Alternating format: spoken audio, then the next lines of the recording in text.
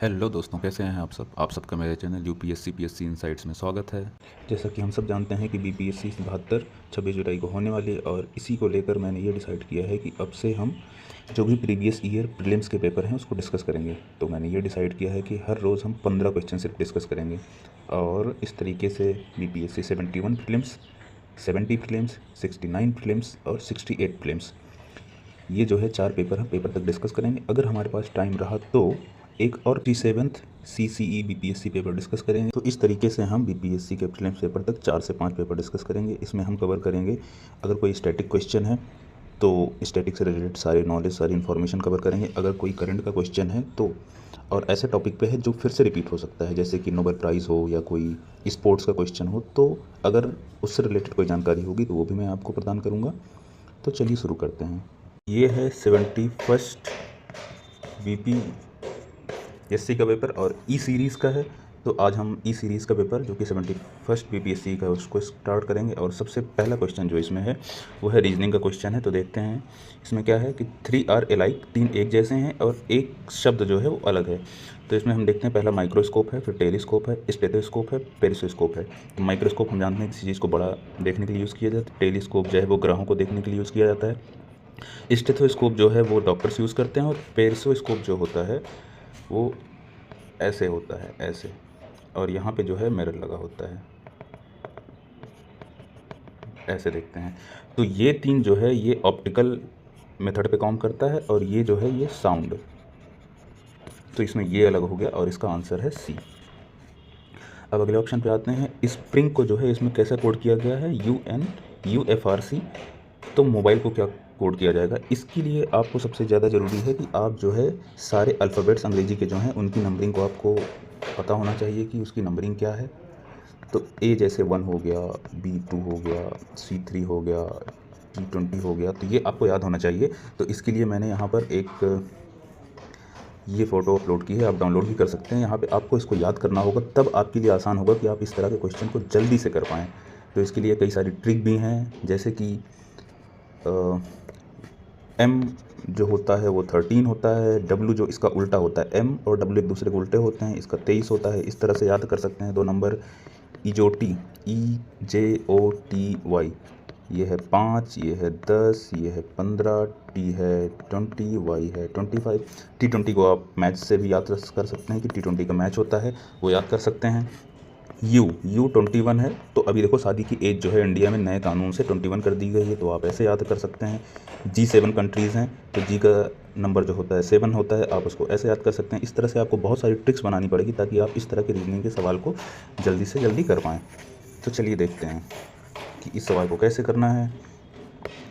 तो एस का नंबर जो होता है वो होता है ST, टी से पहले आता है, T20 होता है, तो ये हो गया 19। अब U का नंबर होता है 21, इसका मतलब इसमें से क्या कम हुआ है, +2, 2 नंबर आगे गया है। अब उसके बाद P जो होता है, अब उसका नंबर देखिए। P का नंबर जो होता है, आप जैसे आपको पता होना चाहिए कि O जो होता है O 15 होता है, तो P जो है वो हो गया 16। और साथ में N जो है, M आपको मैंने बताया था M इज़ 13, तो N जो है वो है 14।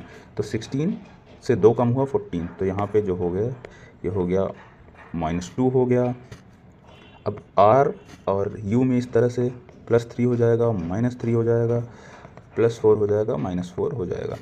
तो आपको ये पता चल गया कि इस तरीके से नंबर बढ़ रहा है, एक बार +2 हो रहा है, एक बार -2 हो रहा है, इस तरीके से ये पैटर्न फॉलो हो रहा है। तो आप मोबाइल में देखिए, तो आपको सेम क्या करना है कि सबसे पहले इसमें +2 करना है। तो M 13 है, तो +2 करेंगे तो O 15 पे जो आता है 15 पे आता है O।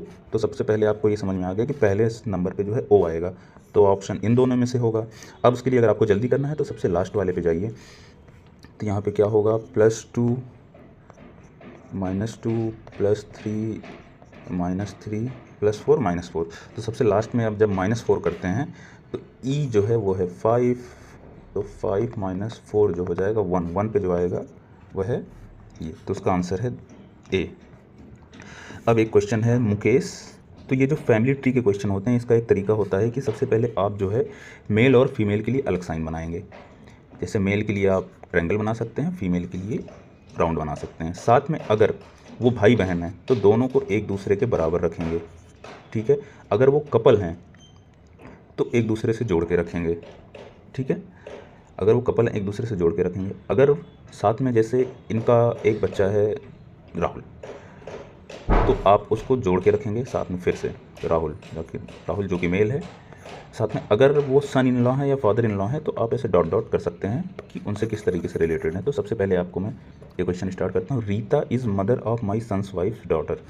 तो सबसे पहले आप रीता के लिए एक सर्कल बना सकते हैं। Rita is mother of my son's daughter, तो ये मिस्टर जो कह रहे हैं इनका सन जो है आप यहाँ बना सकते हैं।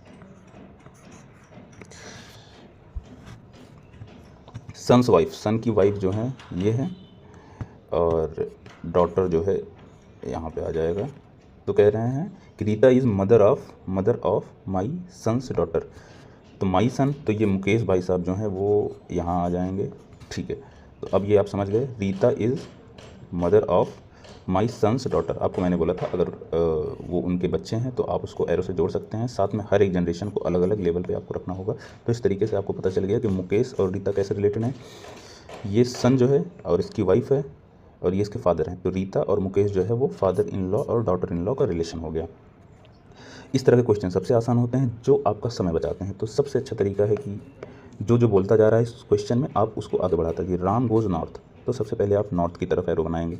देन टर्न राइट, अब वो दाहिने मुड़ता है, ठीक है। देन गोज़ राइट, तो अब इसका मुंह अगर इस तरफ है तो उसका दाहिना जो होगा वो इस तरफ आएगा, अब वो दाहिने मुड़ता है, ठीक है। एंड देन गोज़ लेफ़्ट, तो फिर से बोल दिया कि अब वो फिर से जो है लेफ़्ट मुड़ गया है। तो इधर अगर इसका मुंह है, इस तरफ इसका मुंह है, तो इसका लेफ़्ट इस तरफ होगा। तो अब देखिए फाइनल पॉइंट से वो किस तरफ देख रहा है, ईस्ट की तरफ देख रहा है। तो इसका आंसर जो है वो हो गया ईस्ट। इसका आंसर जो हो गया ईस्ट। अब अगले क्वेश्चन पे हम चलते हैं। अगला क्वेश्चन है अल्फ़ाबेटिकल ऑर्डर में जो है कौन सा सबसे लास्ट में आएगा। देखो आपको पता है सबसे लास्ट में अगर आएगा तो आपने अगर डिक्शनरी का यूज़ किया होगा, जो पहले किताबें आती थी तो उसमें आपने अगर शब्दों को खोजा होगा अंग्रेज़ी में तो आपके लिए बहुत ही आसान हो जाएगा। तो देखो इसने लास्ट में पूछ लिया, तो सबसे अच्छा तरीका, जो भी शब्द जो हैं डिक्शनरी में होते हैं वो इसी अल्फ़ाबेटिकल ऑर्डर में ही अरेंज होते हैं। तो इसने अगर लास्ट पूछा है तो सबसे पहले स्टार्टिंग में MA ये दो कैंसिल हो जाएगा क्योंकि इसने लास्ट में पूछा। अब आया M सेम है, O और O आ गया, H और H आ गया, यहाँ तक आप डिसाइड नहीं कर सकते। अब यहाँ आया है I और यहाँ आया है E, अब ये दोनों डिफरेंट हो गए। अब I और E में जो है क्या पहले आता है, E पहले आता है, तो E ये शब्द पहले आ जाएगा, ये बाद में आ जाएगा, इसका मतलब ये सबसे लास्ट में आएगा। साथ में अगर आप नंबरिंग करना चाहते हैं सबसे पहले कौन सा आएगा तो आप यहाँ से देख सकते हैं A और D ऑप्शन में ये दोनों स्टार्टिंग में आएगा। अब इन दोनों में कौन सा पहले आएगा, ये पहले आएगा, ये दूसरे नंबर पे आएगा, ये तीसरे नंबर पे आएगा, ये चौथे नंबर पे आएगा। आप इस तरीके से भी कर सकते हैं। तो अब छठे क्वेश्चन पे हम जाते हैं। तो इस तरह के क्वेश्चन जिसमें कुछ लड़के या लड़कियों के नाम दिए गए हैं जो एक लाइन में खड़े हैं और उनका क्रम पूछा जाता है कि वो कौन से क्रम पे हैं। तो टोटल जो है वो है 39 स्टूडेंट्स हैं या 39 बच्चे हैं, और उसमें जोगिंदर जो है पीछे से 17 नंबर पे है, ठीक है, और उससे जो है 7 रैंक आगे नितिन है। तो इसका ये तरीका है कि आप जो है नितिन की पीछे से रैंक निकालते हैं। तो 17 और प्लस 7, तो नितिन की रैंक जो आ गई ये हो गई है 24। ये तो उसकी पीछे से रैंक है, ठीक है, लेकिन आगे से रैंक के लिए आपको टोटल जितने बच्चे हैं उसमें से 24 घटा के 1 जोड़ देना पड़ेगा। तो ये जो है कितना आ गया आप यहाँ से देख सकते हैं, ये हो गया 15 + 1, तो इसकी रैंक आई 16। तो हमेशा ही तरीका होता है पीछे से जो भी रैंक आती है अगर आप उसको वही सेम रैंक को आगे से देखेंगे तो वो एक संख्या बढ़ जाएगी। ऐसे देख लेते हैं, अगर 5 बच्चे यहाँ पे खड़े हैं तो जैसे देखो ये जो है पीछे से चौथे नंबर पे है लेकिन आगे से किस नंबर पे है, दूसरे नंबर पे है। टोटल कितने लोग हैं, 5 लोग हैं। तो 5 - 4 + 1 इसकी बात हो रही है, 5 - 4 + 1, तो ये सेकंड नंबर आ गया। तो ये तरीका इसमें होता है। अब साथ में क्वेश्चन इस तरीके के क्वेश्चन जो होते हैं सबसे पहले आप ऐसे ब्लॉक कर लो कि किसका मतलब क्या दिया गया है, ठीक है। तो सबसे पहले यहाँ पे 175 लिखो। अब माइनस की जगह क्या लिखना है, ये डिवीज़न का साइन लिखना है, फिर 25 लिखना है। अब फिर देखो ये डिवीज़न का साइन जो होता है इसकी जगह पे क्या लिखना है, प्लस लिखना है, फिर 5 लिख देना है। अब 5 के बाद जो है प्लस का साइन है, प्लस के साइन की जगह क्या है, मल्टीप्लाई है, फिर 20 लिखना है। और उसके बाद 20 के बाद देखो यहाँ मल्टीप्लाई का साइन है, मल्टीप्लाई के साइन की जगह माइनस है, फिर उसके बाद 3 लिखना है। और उसके बाद प्लस का साइन जो है उसकी जगह पे मल्टीप्लाई 10 है। अब यहाँ पे आपको बॉड मॉस का रूल लगाना है, बॉड मॉस मतलब सबसे पहले ब्रैकेट ओपन होगा, फिर डिवीज़न होगा, भाग, फिर होगा गुणा, फिर होगा जोड़, फिर होगा घटाव। तो आपको ये मेथड करना है। तो सबसे पहले भाग अगर करना है तो यहाँ पे कितना हो जाएगा, ये हो गया 7। अब उसके बाद जो है आपको क्या करना है, +5 इंटू 20 माइनस 3 इंटू 10, तो 7 प्लस, अब आपको मल्टीप्लाई करना है, यहाँ हो गया 100 माइनस 30, ठीक है, ये हो गया टोटल। अब आपको जोड़ना है 107 माइनस 30, आंसर हो गया 77, इसका आंसर है ए। अब इस तरह के क्वेश्चन जो हैं जिसमें उम्र बताया जाता है, ये इससे 2 गुना बड़ा है, 3 गुना बड़ा है, ये क्वेश्चन जो हैं वैसे तो आसान होते हैं, लेकिन अगर थोड़ा सा आप गलती करेंगे तो फिर इस तरह के क्वेश्चन जो है आपका काफ़ी समय ले जाते हैं। तो इसमें क्या है, राहुल 3 गुना बड़ा है सीमा से, Rahul is 3 times as old as Seema. उसके बाद बोल रहा है कि Lakshmi was twice as old as Rahul for 4 years, in 4 years time Rahul will be 31। तो इसका सबसे अच्छा तरीका है कि आप सीमा की एज को x मान लें और राहुल की एज को जो है वो इसमें दिया गया है 3x मान लें। अब उसमें बोल रहा है कि लक्ष्मी की एज जो है वो राहुल से 2 गुना थी 4 साल पहले, तो अभी ये दोनों जो है वो प्रेजेंट एज है, तो 4 साल पहले 2 गुना थी लक्ष्मी की एज, तो क्या करना है आपको, प्रेजेंट एज से 4 जो है कम कर देना है और इसको 2 टाइम्स, ये आपके पास फार्मूला आ गया।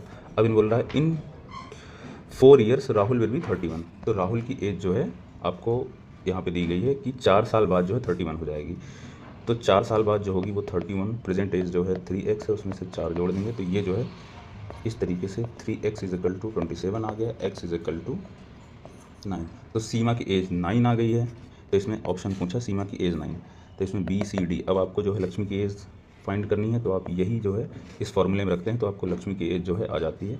इसमें हो जाएगा 2 इंटू 3 इंटू 9 माइनस 4, तो 27 माइनस 4, तो लक्ष्मी की एज जो है, लक्ष्मी की एज 4 साल पहले आ गई 46, 4 साल पहले, तो प्रेजेंट एज में जो है 4 जोड़ देंगे आप, तो ये हो गया 50, तो आंसर हो गया आपका डी।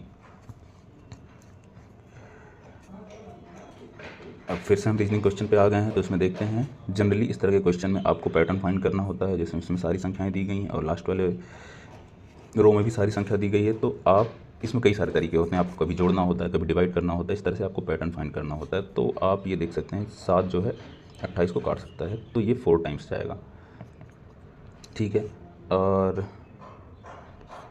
9 से जो है 45 भी कट जाएगा, तो ये है जो है 5 टाइम्स जाएगा। तो आप ये देख सकते हैं कि 12 से जो है 84 ये भी कट जा रहा है, ये 7 टाइम्स जाएगा। तो आप एक बार 5 से मल्टीप्लाई कीजिए, 5 से मल्टीप्लाई किया 20 आया, यहाँ पे 5 से मल्टीप्लाई किया 25 आया, तो सेम यहाँ भी कर सकते हैं आप, 84 में 7 बार गया है, तो 5 से मल्टीप्लाई करके देखिए, तो आंसर आ गया 35। अब अगला क्वेश्चन है फिर से रीजनिंग का, जिसमें हम ये देखेंगे कि rain is coded as this, मोर जो है ये कोड किया गया, तो रिमेन क्या होगा। तो बस सबसे आसान, अगर आपको समय बचाना है तो सबसे पहले आप देखिए ऑप्शन में पहले और आखिरी जो है वो डिफरेंट हैं, 2 सेम हैं बट बाकी डिफरेंट है, तो आपको समय बचाना है, तो सबसे पहले आप आर देखिए, आर को क्या है 8, तो आपको पता है कि ऑप्शन सी और डी में से होगा। अब लास्ट में जाइए, एन है, एन देखिए इनमें से एन कहाँ है, एन जो है एन को क्या कोड किया गया है 6, तो ये देखिए n जो है 6, तो इसका मतलब लास्ट में 6 है। हाँ, अगर आपको थोड़ा सा कन्फ्यूज़न या डर है कि गलती हो सकती है तो आप दूसरा शब्द भी देख लीजिए, ई को क्या कोड किया गया है, यहाँ पे देखिए @ तो ये आंसर देखो ई पे आ गया @, तो इसका आंसर हो गया डी। अब देखो ये करंट बेस्ड क्वेश्चन है, ये करंट का क्वेश्चन है और इसको आपको याद रखना है। इस तरह के क्वेश्चन आप रख सकते हैं, इसमें कोई ट्रिक नहीं होती है, आपको प्रॉपरली मेमोराइज करना होता है, कोई भी ट्रिक नहीं होती है इसकी। हाँ, आप अपनी कोई ट्रिक बना सकते हैं याद करने के लिए, बट ये पूरा रट्टा क्वेश्चन होता है, तो इसका आंसर है 5। और जैसे ये 38 है तो आप 39 के लिए रेडी कर सकते हैं अगर ये इवेंट ऑलरेडी हो चुका है। अब देखिए ये क्वेश्चन जो है कोसी मेची लिंक, ये बहुत इंपॉर्टेंट क्वेश्चन है, क्योंकि देखो रिवर लिंकिंग बहुत कम रिवर्स में हुई है। जैसे आपको पता होगा केन बेतवा हुई है, कोसी मेची ये हुआ है, इस तरीके रिवर की लिंकिंग प्लान एनपीपी जो है, एनपीपी नेशनल पर्सपेक्टिव प्लान के अंदर में आता है। तो बस प्रैक्टिकल लेवल पे बहुत कम रिवर्स की लिंकिंग हुई है, तो ये बहुत इंपॉर्टेंट है। वैसे भी आपको जीएस के लिए इंपॉर्टेंट है, एज एग्जाम्पल देने के लिए इंपॉर्टेंट है, और मेंस के लिए तो बहुत ही ज़्यादा इंपॉर्टेंट। तो सबसे पहले हम रिवर लिंकिंग के लिए जो है देखते हैं कोसी, तो इसमें क्या क्या आपको करना है, कोसी रिवर के बारे में जानना है, ये इंपॉर्टेंट हो गया। मेची रिवर के बारे में जानना है, ये इंपॉर्टेंट हो गया। इसकी ओरिजिन कहाँ पे है, इसका रूट क्या है, ये गंगा नदी में कहाँ पे आके मिलती है, ये भी इंपॉर्टेंट है, और कौन कौन से ज़िले से जाती है, ये थोड़ा सा कम इंपॉर्टेंट है, लेकिन आपको ध्यान रखना है। तो सबसे पहले इसमें जो है इसका कोई तरीका नहीं, ये सीधे रटने वाला क्वेश्चन है, लेकिन ये है कि फ्यूचर के लिए मैं आपको कुछ चीज़ें बता देता हूँ कि इसमें क्या चीज़ें और इम्पॉर्टेंट हो सकती हैं। जैसे मेची रिवर जो है, मेची रिवर जो है ये महानंदा की ट्रिब्यूटरी है। यहाँ देख सकते हैं आप, मेची रिवर जो है यहाँ से ओरिजिनेट होती है इस तरीके से और यहाँ पे आके मिलती है ये। तो ये प्रोजेक्ट जो है कुछ इस तरीके से लिंक करता है। तो महानंदा रिवर का एक और नाम है जिसका नाम है फुल्हार रिवर। तो महानंदा का एक और नाम है फुल्हार रिवर। तो महानंदा रिवर जो है ये नेपाल से ओरिजिनेट होती है, नेपाल से, ठीक है। बट कोसी रिवर जो है ये यहाँ तिब्बत से आती है, ठीक है। तो इन दोनों में ये अंतर है, तो ये चीज़ आप ध्यान रखेंगे। साथ में इसमें पूछा गया था कि ये कौन कौन से, तो ये जो नॉर्थ वाले डिस्ट्रिक्ट हैं ये उन डिस्ट्रिक्ट्स को बेनिफिट करेगी। इसमें है अररिया, पूर्णिया, किशनगंज और कटिहार डिस्ट्रिक्ट, ठीक है। फिर हम अगले क्वेश्चन पे आते हैं, इंडियन क्लासिकल लैंग्वेज। तो इसमें से कौन कौन सी, देखिए पहले सिर्फ 6 क्लासिकल लैंग्वेज थी, लेकिन अब जो है टोटल 11 क्लासिकल लैंग्वेज हो गई हैं। तो अब ये मैं आपको बताता हूँ कि कौन कौन सी लैंग्वेज जो हैं वो हैं क्लासिकल लैंग्वेज में आती हैं। तो सबसे पहले देखिए 4 जो साउथ स्टेट हैं, साउथ के स्टेट्स हैं, 4 साउथ के स्टेट्स हैं, वो आपको पता होना चाहिए कि 4 साउथ के स्टेट्स आपको पता ही है, तमिलनाडु हो गया, केरला हो गया, तेलंगाना हो गया, आंध्र प्रदेश हो गया। तो देखिए यहाँ की लैंग्वेज जो है तमिल है, यहाँ की है मलयालम, तेलंगाना की है कन्नड़, और ठीक है यहाँ दोनों की कन्नड़ है, तेलुगु है, सॉरी तेलंगाना और आंध्र प्रदेश की तेलुगु है, और कर्नाटका की जो है कन्नड़ लैंग्वेज है, ठीक है। KN से ध्यान रखना। इसके बाद 2 और लैंग्वेज हैं जो स्टार्टिंग में, इसमें देखो ओडिया हो गई, 4 आपको याद करा दिया मैं, ओडिया लैंग्वेज हो गई और संस्कृत हो गई, ठीक है। ये दो मिला के 6 हो गया। अब बाद में 2024 में कुछ और लैंग्वेज जो हैं जो ऐड की गई थी, इसमें से 6 पहले थे, 5 बाद में ऐड की गई, अब जो है टोटल हो गई हैं 11। तो इसमें असमीज़, मराठी, बंगाली, प्राकृत, पाली, ये दोनों भाषाओं के बारे में आपको पता होगा क्योंकि ये मौर्य टाइम में भी यूज़ होती रही हैं, और ब्राह्मी लिप से रिलेटेड है, ठीक है। इसका कुछ क्राइटेरिया है कि किस बेसिस पे जो है किसी भाषा को क्लासिकल लैंग्वेज बनाया जाता है। सबसे पहले वो 1500 से 2000 पुरानी होनी चाहिए उसकी ओरिजिन, हाई एंटीक्विटी। ऐसा नहीं किसी भी लैंग्वेज को, जो नई लैंग्वेज आई है उसको आपने बना दिया कि भाई वो क्लासिकल लैंग्वेज है। दूसरा जो है एंशियंट टेक्स्ट और लिटरेचर होने चाहिए, जैसे पाली पे आपको पता है बहुत सारे बुद्धिस्ट लिटरेचर ऑलरेडी हैं, सेम मराठी लिटरेचर हैं, तमिल लिटरेचर, जैसे संगम जो है, संगम टेक्स्ट जो है वो आपको पता है वो तमिल में है, ठीक है। तो इसी तरीके से उस पर पुरानी पोएट्री, एपिग्राफ, इंक्रिप्शन होना चाहिए। इंक्रिप्शन जैसे अशोका के टाइम में बहुत से पाली, प्राकृत में बहुत इंक्रिप्शन है। साथ में जो है वो लैंग्वेज जो है करंट फॉर्म में थोड़ा सा अलग होनी चाहिए, ऐसा नहीं है कि वो और भाषाओं से मेल खानी चाहिए ज़्यादा। तो ये 4 क्राइटेरिया हैं, और टोटल आपको पता है टोटल अब 11 लैंग्वेज है। तो देखो तेलुगु आपको मैंने बोला था, मैंने मराठी, बंगाली, ठीक है। आप आंसर में देख सकते हैं कि ये जो है तीनों भाषाएं जो हैं ये जो है क्लासिकल लैंग्वेज में, इसमें तीनों आंसर सही है, तो मोर देन 1, ठीक है। अब आते हैं हम नागी बर्ड सेंचुरी साइट। तो देख लो, important bird and biodiversity area, ये जो है एक इन्वायरमेंटल NGO है जिसको बोलते हैं बर्ड लाइफ इंटरनेशनल। ये जो है बहुत सारे जो ऐसे इंपॉर्टेंट बर्ड एरिया हैं जिनको ये जो है रिकॉग्नाइज़ करता है। इसमें से जो है आपको एक पता होगा, एक ऑक्सबो लेक जो है जिसको बाद में रामसर साइट बिहार से है और रामसर बनाया गया था, तो कंवरताल आपको पता होगा, ये जो है इसको भी बर्ड लाइफ इंटरनेशनल ने इम्पॉर्टेंट बर्ड IBA का जो है रिकॉग्निशन दिया है। अब जो है नेशनल पंचायती राज डे जो है कहाँ पे ऑर्गेनाइज़ किया गया था, तो ये PYQ है, ये आपको आंसर जो है इसका पता होना चाहिए। साथ में ये जो है अब नेशनल पंचायती राज डे जो है ये कब होता है, ये होता है 24 अप्रैल को मनाया जाता है। और क्यों मनाया जाता है, तो इसके लिए जो है 73rd कॉन्स्टिट्यूशनल अमेंडमेंट पंचायती राज का जो अमेंडमेंट है 73rd 1992 जो है वो 24 अप्रैल से लागू हुआ था, इसलिए जो है हम 24 अप्रैल को जो है नेशनल पंचायती राज डे मनाते हैं। तो अब जो नेशनल पंचायती राज डे 2026 में जो है जो उसकी थीम है, वो थीम आपको मैं बता देता हूँ, सशक्त पंचायत सर्वांगीण विकास, मतलब एम्पावर्ड पंचायत होलिस्टिक डेवलपमेंट, ठीक है। इस तरीके से हमने 15 क्वेश्चन डिस्कस कर लिए हैं। अब बाकी के 16 से लेकर 30 क्वेश्चन हम कल डिस्कस करेंगे, ठीक है। रिवीजन करते रहिए, पढ़ते रहिए, पेपर जल्दी ही, 2 महीने ज़्यादा नहीं है, 2 महीने से भी कम भी है हमारे पास टाइम, ये कह सकते हैं, क्योंकि आपको लास्ट में काफ़ी ज़्यादा इंटेंस रिवीजन करना होता है, ठीक है। बहुत बहुत धन्यवाद, थैंक्स फॉर वॉचिंग।